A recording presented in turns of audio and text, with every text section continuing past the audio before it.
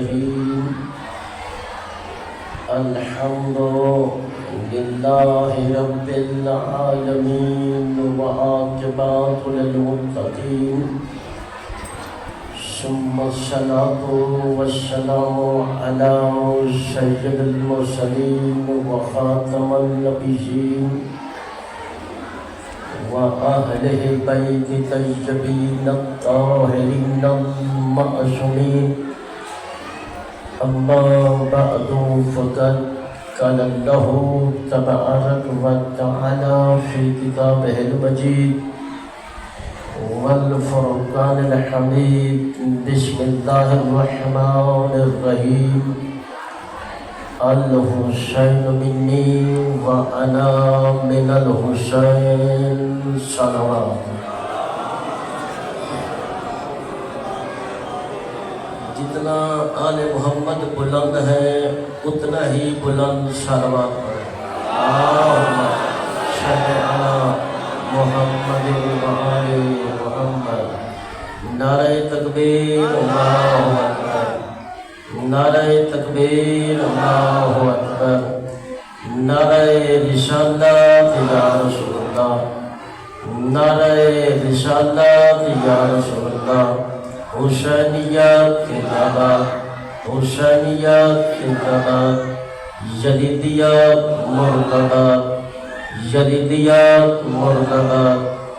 نعرہ حیدری پھر بھی نعرہ حیدری بابا سے بلند صلوات.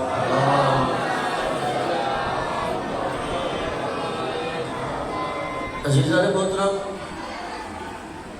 10 محرم ہے کہ جہاں بھی مومنین بیٹھے ہیں اپنے ذہن میں 10 محرم رکھ کر بیٹھیں، کیونکہ عام مجلس نہیں آج ادھر بھی دیکھ لیں ادھر بھی دیکھ لیں. ذکر حسین ہے کہ جب آپ 10 محرم ذہن میں رکھیں گے تو پھر مولا حسین کا مقام بھی آپ کو نظر آئے گا. میرے محترم، میں نے آپ کے سامنے پیغمبر اسلام کی حدیث مبارک پڑھنے کا شرف حاصل کیا ہے، جس میں یہ وہ پیغمبر ہے کہ جن کے بارے اللہ فرما رہا ہے وَمَا يَنطِقُ عَنِ الْهَوَىٰ إِنْ هُوَ إِلَّا وَحْيٌ يُوحَىٰ، کہ میرا رسول اس وقت تک اپنے لبوں کو حرکت ہی نہیں دیتا جب تک اللہ کی وحی نازل نہ ہو. وہ پیغمبر فرما رہے ہیں کہ حسین مجھ سے ہے اور میں حسین سے ہوں.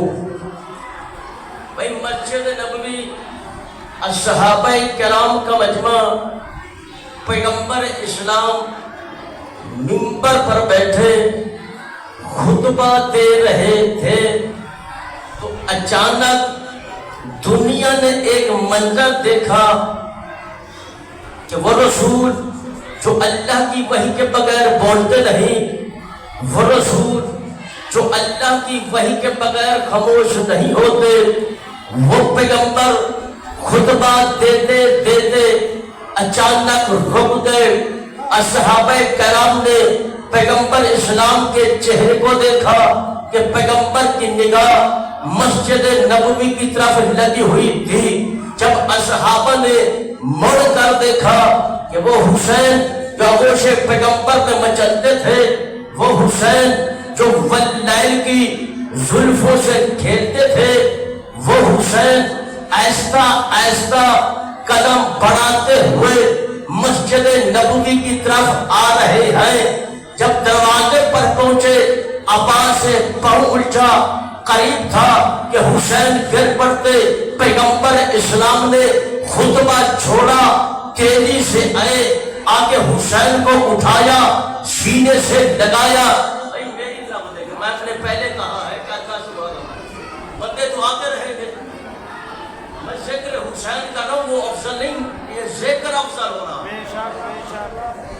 سینے سے لگایا، لبوں پر بوسہ دیا، منبر پر تشریف لے گئے اور پھر سے پیغمبر نے خطبہ دیا. اب وہ خطبہ نہیں تھا جو پہلے خطبہ دے رہے تھے، اب پیغمبر نے نیا خطبہ شروع کیا، حسین کو اٹھایا، فرمایا اے لوگو ہذا حسین، یہ میرا حسین ہے، اسے اچھی طرح سے پہچان لو، صرف پہچانو نہیں بلکہ اس کی فضیلت کا اقرار کرو، صرف فضیلت کا اقرار نہیں، حسین کی زندگی میں اگر کسی موڑ پر حسین کی ضرورت پڑ جائے تمہارا فرض ہے کہ حسین کی مدد کرنا۔ پھر پیغمبر فرماتے ہیں اس کا دادا افضل ہے یوسف بن یعقوب کے دادا سے، پھر فرمایا اس کا دادا بھی جنتی، اس کی دادی بھی جنتی، اس کا چچا بھی جنتی، اس کی پھوپھی بھی جنتی، اس کا بھائی بھی جنتی، اس کی بہن بھی جنتی، اس کا بابا بھی جنتی، اس کی ماں بھی جنتی، ان کا نانا بھی جنتی، ان کے نانی بھی جنتی، ان کے چاہنے والا بھی جنتی، اور ان کے چاہنے والوں کا چاہنے والا بھی جنتی۔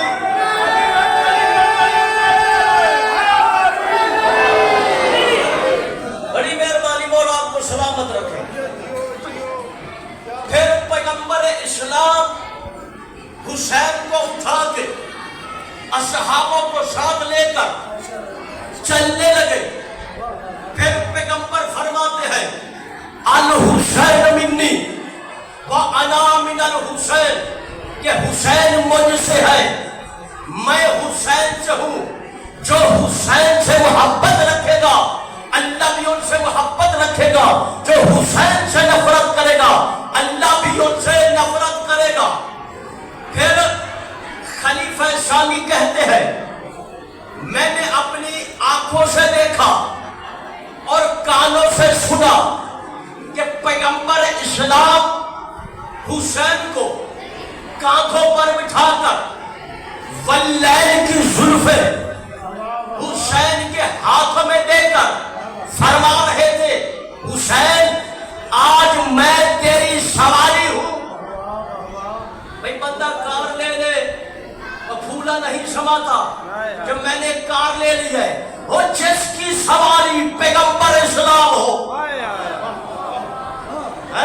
اب کہہ رہے ہیں خلیفہ کہتے ہیں میں نے دیکھا سنا کہ واللیل کی زلفیں حسین کے ہاتھوں میں دے کر فرما رہے تھے حسین آج میں تیری سواری ہوں اور یہ زلفیں تیری سواری کی مہارے ہیں۔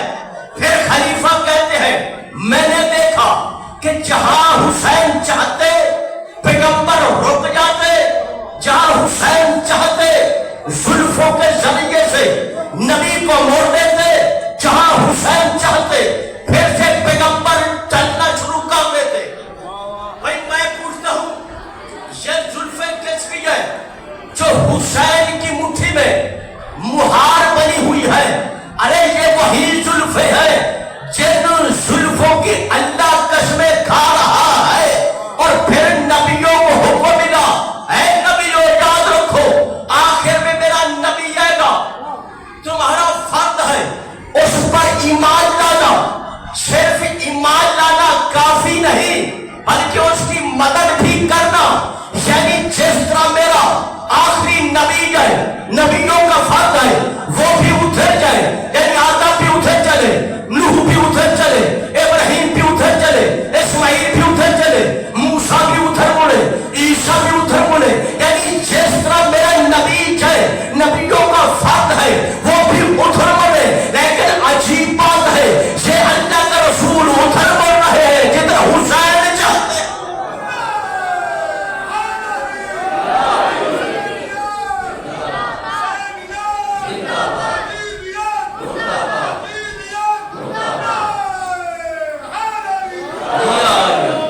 بڑی مہربانی مولا آپ کو سلامت رکھے۔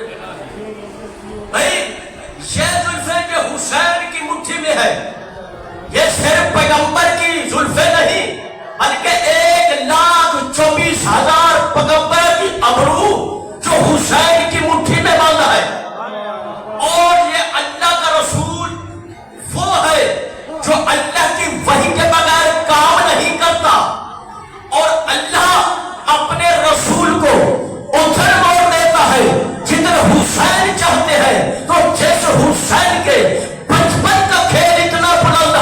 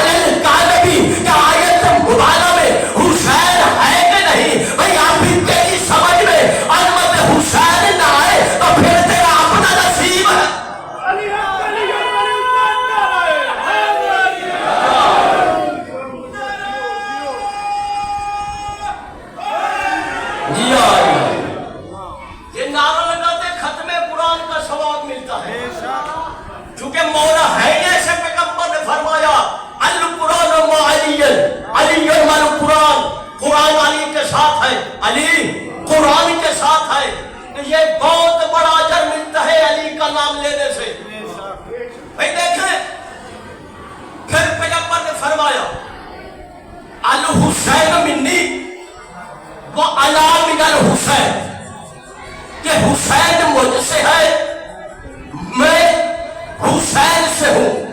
اب یہاں سوال پیدا ہوتا ہے کہ حسین تو رسول سے ہو سکتے ہیں، لیکن رسول حسین سے کیسے ہو سکتے ہیں؟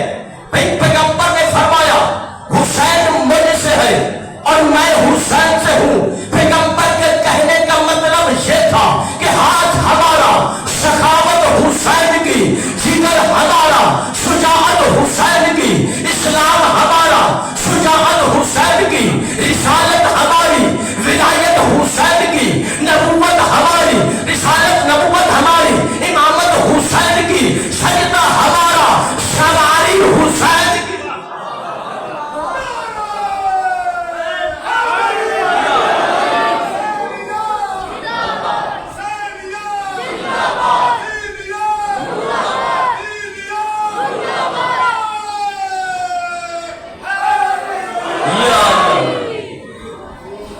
سلوات پڑھنا محمد وآل محمد۔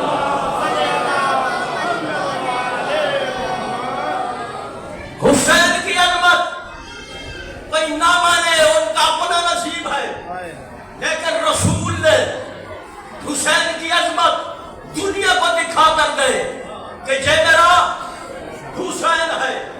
پیغمبر اسلام نے سجدے میں سر رکھا، حسین آئے پشت نبوت پر سوار ہو گئے۔ بھی آج کا کوئی نواسا نانے کی پشت پر بیٹھ جائے، اس کی نانے کی جرات ہے وہ سجدہ لمبا کر دے، کہے گا بدتمیز ہے، جہل بچہ ہے۔ بھئی حسین کی عظمت اللہ دکھانا چاہتا ہے، اللہ نے دکھائی۔ رسول کوئی کام نہیں کرتا جب تک اللہ کا حکم نہ ہے۔ اب اللہ کے رسول سجدے میں سر رکھا، حسین صفوں کو چیرتے ہوئے آئے، آگے پشت نبوت پر سوار ہو گئے۔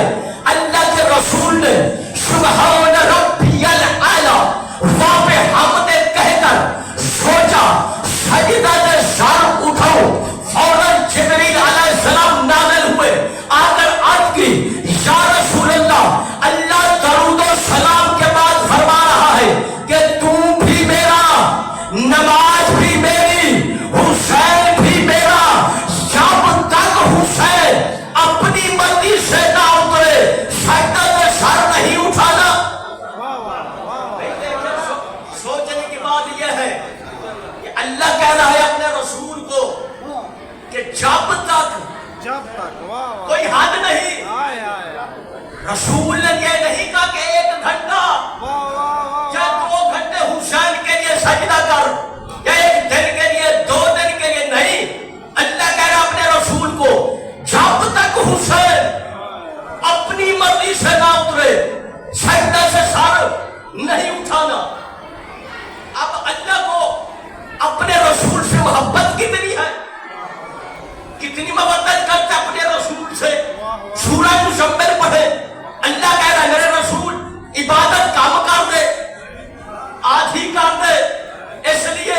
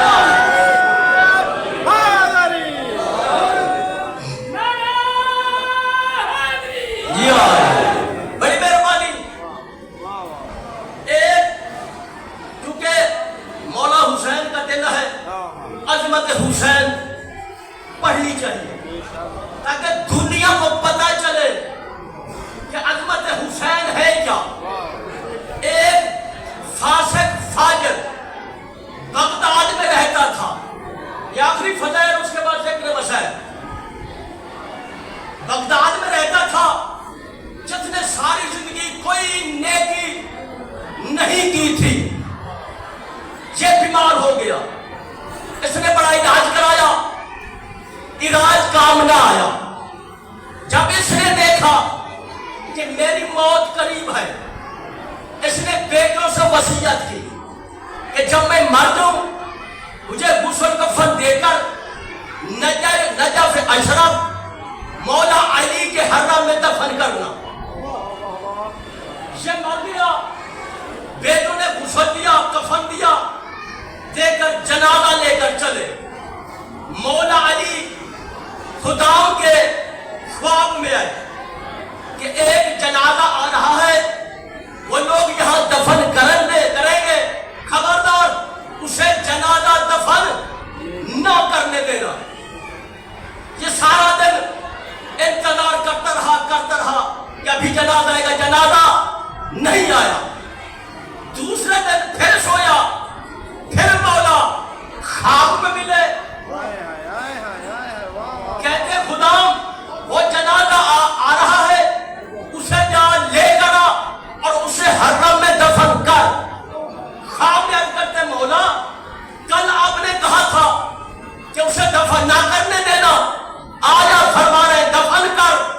مولا کہتے وہ سفر کرتے کرتے راستہ بھٹے گئے، اے کربلا کی سرزمین پر رات بھر گزاری، ہوا چلی، خاک شفا اڑ کر اس کے جسم پر پڑی اور اسی کی برکت سے اللہ نے اس کے گناہ معاف کر دیے۔ یہ ہے مولا حسین کی عظمت۔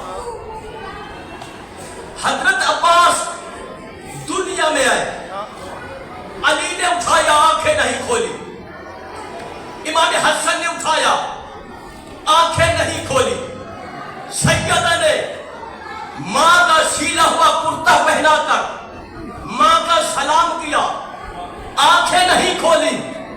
جیسے ادھر مولا حسین آئے، مولا حسین کی آواز سنی، تڑپ کر آنکھیں کھولی۔ بھئی جس طرح مولا علی دنیا میں آ کر سب سے پہلے رسول اللہ کے چہرے کی زیارت کی، اسی طرح حضرت عباس دنیا میں آ کر سب سے پہلے مولا حسین کی زیارت کی، اور آخری وقت آخری نگاہ جو ڈالی وہ مولا حسین کے زخمی چہرے پر۔ اساتذہ، وہ عباس ساری زندگی تڑپتا رہا، افسوس کے ہاتھ مسلتا رہا، کاش کہ مجھے لڑنے کی اجازت مل جاتی۔ اساتذہ، 40 ہجری 19 رمضان مولا کو ضرب لگی، بیٹے لے کے گھر کے سیٹ میں آئے، عبدالرحمن بن ملجم سامنے کھڑا ہے، اپنی خشک زبان خشک لبوں سے پھیر رہا ہے۔ مولا کہتے ہیں حسن بیٹا، جی بابا، جو رات میں نے دودھ کا پیالہ رکھایا وہ لے کر آؤ۔ دودھ آیا، کہا میرے قاتل کو دودھ پلاؤ۔ حضرت عباس ساتھ کھڑے ہیں، تلوار کے ہاتھ ڈالا، بابا قاتل کو دودھ پلانے کے کہتے ہو، مجھے نہیں کہتے میں اس کا سر طرف کر دوں۔ مولا اتنا روئے کہ ریش مبارک آنسوؤں سے تر ہو گئی۔ کہا حسن بیٹا پیالہ عباس کو دو۔ جب حضرت عباس کے ہاتھ میں پیالہ آیا نا، مولا کہتے عباس اپنے ہاتھوں سے میرے قاتل کو دودھ پلاؤ۔ یہ کہنا تھا، حضرت عباس لڑتے چہرہ زرد ہو گیا۔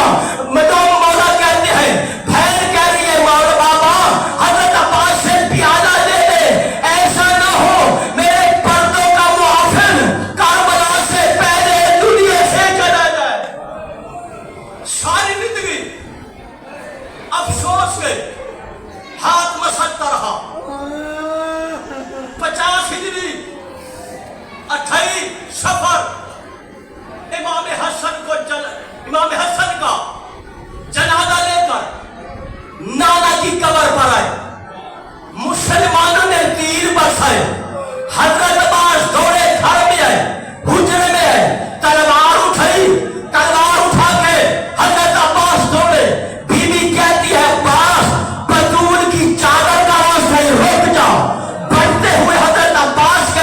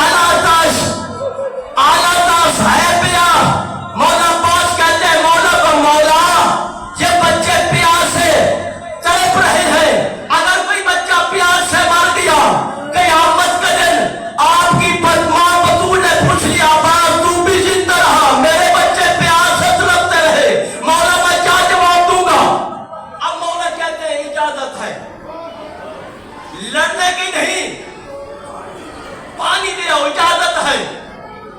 بیوی سکینہ سے مشکیزہ لیا، ایک ایک بیوی کو سلام آخر کر کے اس بیوی کے خیمے کے دروازے پر آئے جس نے ہمیشہ کہا تھا بیویوں گھبراؤ نہیں، جب تک میرا عباس زندہ ہے کسی کی کیا مجال خیموں کی طرف آ کی میلیات دیکھے۔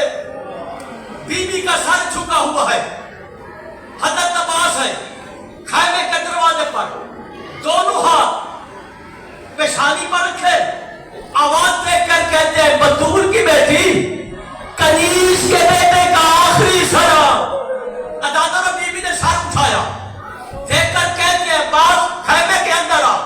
حضرت عباس خیمے کے اندر ہے، دو زانو ہو کر بیٹھے، بیوی نے پہلے دائیں بازو چوما، پھر بائیں بازو چوما، پھر بیوی نے آنکھ چومی، رو کر کہہ دیا ہے بابا آپ نے سچ کہا تھا۔ حضرت عباس تڑپے، بیوی بابا نے کیا کہا تھا؟ بیوی کہتے عباس ایک دن گھر میں بیٹھی تھی، میرے بابا قریب آئے، آ کر کہا بیٹا ہو سکے سر سے چادر ہٹا، میں نے چادر ہٹائی، بابا میرے سر پر بوسہ دیتے اور روتے، کہا بیٹا میں اس دن کو رو رہا ہوں جب تیرے سر سے چادر چھینی جائے گی، تو تلواروں میں جائے گی، بازاروں میں جائے گی۔ عباس بابا نے کہہ دیا جو کہا سچ کا، لیکن میں سوچا کرتی تھی جس کا عباس جیسا بھائی ہو اس کی چادر کون چھین سکتا ہے۔ عباس آج تیرا آخری سلام بتا رہا ہے، مجھے درباروں میں بھی جانا پڑے گا، بازاروں میں بھی جانا پڑے گا، میری چادر بھی نہیں چھینی جائے گی۔ عدادہ پر آخری جملے، اجازت ملی۔ حضرت عباس مشکینہ لے کر نہر فرات پر آئے، پانی بھرا